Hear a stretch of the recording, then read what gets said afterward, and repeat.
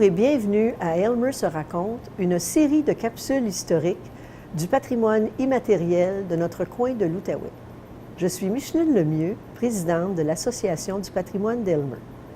Grâce à la contribution du réseau du patrimoine de Gatineau et de l'Outaouais et de la ville de Gatineau, ces capsules donnent la parole à des gens d'Aylmer ou d'ailleurs qui ont des histoires à raconter et qui veulent partager avec nous leur vécu.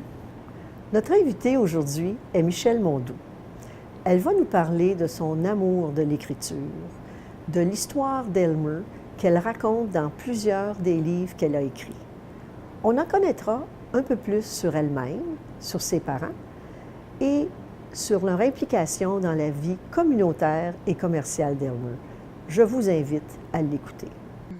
En 1997, avec la Société d'histoire de l'Outaouais, j'ai coordonné le numéro 5 de leur publication que j'ai intitulé « Les grands moments d'Aylmer, Aylmer's Great Past ». Je l'ai coordonné, j'ai écrit 17 articles et j'ai fait la traduction de tous les autres articles qui sont dedans.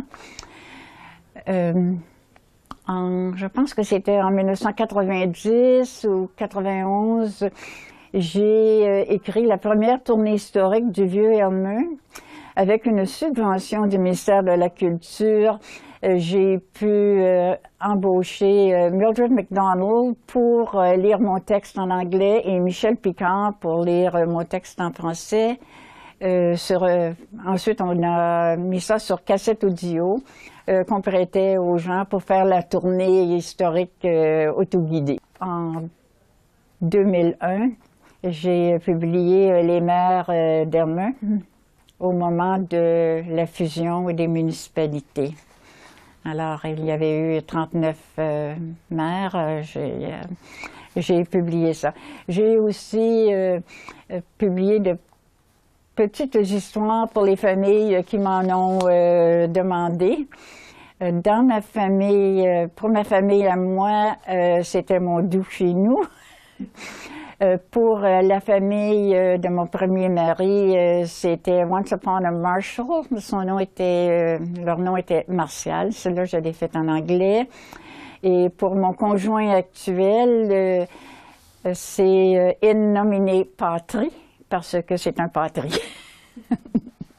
Je pense que c'était le numéro 2 de Hier encore, j'ai publié sur la crèmerie Bergeron.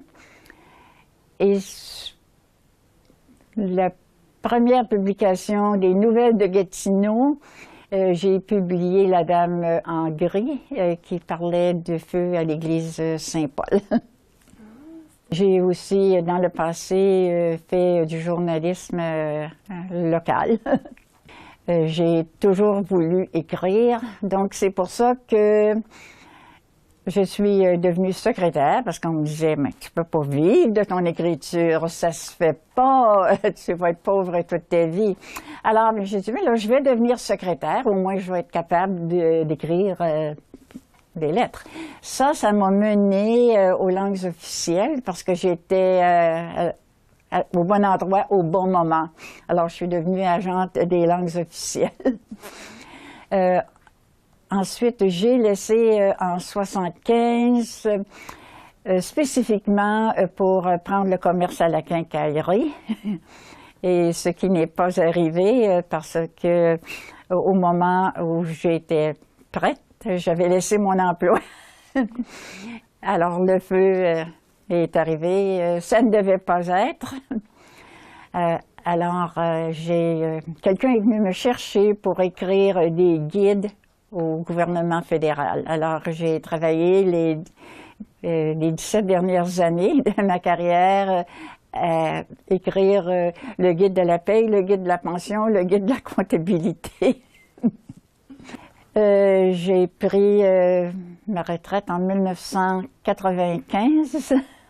Encore une fois, j'étais au bon endroit, au bon moment. C'était le temps des cash-out. Et ce qui m'a permis, oui, c'est à ce moment-là que j'ai commencé à voyager un peu plus. Mes enfants étaient partie de la maison à ce moment-là parce que je m'étais mariée très jeune, à l'âge de 20 ans. Et j'ai eu mes enfants à l'âge de 23 ans et 24 ans. J'ai eu la chance d'en avoir 2. J'en aurais voulu beaucoup plus. Oui? Ah oui, oui, oui. Et moi, j'aurais toujours voulu une grosse famille. Mais j'en ai 2 et heureusement, ma fille est dans la région. Et mon garçon est allé dans le Grand Nord, au nord de la Colombie-Britannique, travailler dans les mines d'or, les mines de jade, et travailler sur les chemins de glace l'hiver pour transporter du carburant.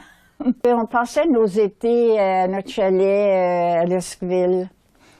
On avait notre chalet, le chalet des grands-parents. Puis il y avait là, chez mes grands-parents, ils étaient les premiers sur cette plage. Ils ont été là 11 ans avant que Martin Périer aille s'installer avec sa famille à côté. Et quelques années plus tard, la famille de Wilfrid Lavigne s'est installée sur le 3e lot. Alors, c'était ça, nos étés. On arrivait là la minute que les grandes vacances commençaient et on revenait la veille de retourner à l'école. Alors là, c'était... on se baignait, on nageait, on faisait un feu de camp à tous les soirs, un week-end par année. Tous les employés de Mondo étaient invités là, ceux qui travaillaient soit à la salle de quai, à l'quincaillerie, au magasin de bière, aux marchandises sèches ou à l'épicerie.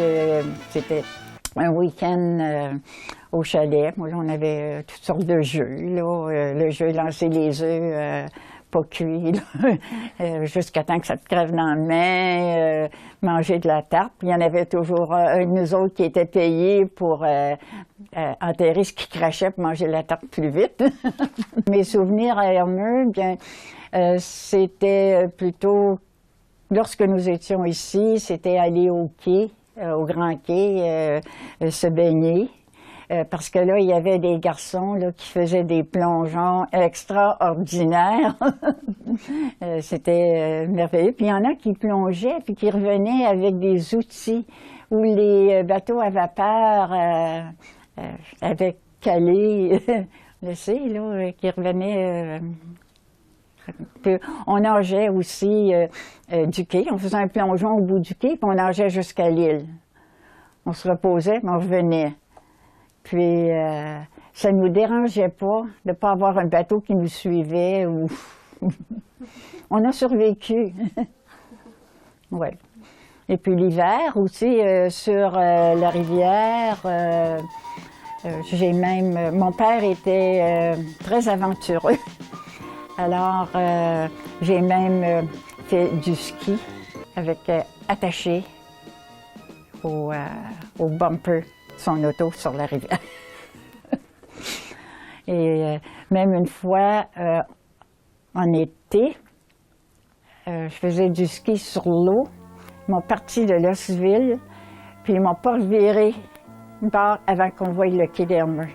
Tu fais ça en ski sur la rivière. J'étais taquineur aussi. Mon père était très, très taquineur.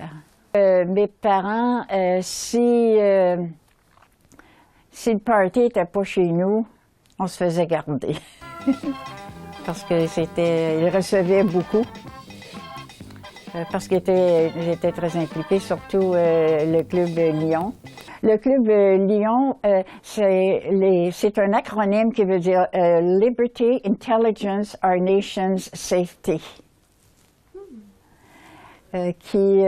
C'est un club de bienfaisance, un peu comme les optimistes, le Rotary, le Richelieu, ces choses-là.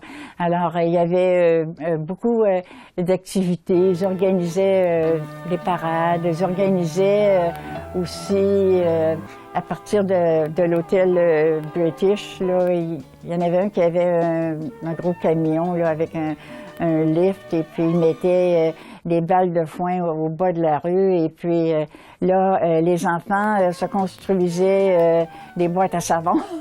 Il y avait les courses de boîtes à savon sur la rue principale. Alors, ils organisaient ça. Ils organisaient aussi des paniers pour les démunis, les plus pauvres, surtout pour Noël, là. Et puis ça, je pense que c'était un peu avant la Saint-Vincent-de-Paul, parce que je me souviens qu'il était un temps qu'on avait une grande maison avec un grand sous-sol, et puis c'était comme chez nous, là, les vêtements. Je me souviens là, j'aimais arranger ça. Il y avait à un moment donné quelqu'un dans la famille qui travaillait, je pense, peut-être chez Revlon, puis je sais pas, il nous avait apporté comme des galons de shampoing. Alors, je lavais tous les gilets, les vêtements dans le shampoing pour que ça sente bon pour les pauvres. Puis quand ma mère allait visiter une famille, je me souviens que la première chose qu'elle rapportait, surtout madame, c'est un paquet de cigarettes. Parce que, peut-être qu'elle ne pouvait pas s'en payer, là. On fumait, là. C'était la mode de fumer. Alors, des choses qui, aujourd'hui, là,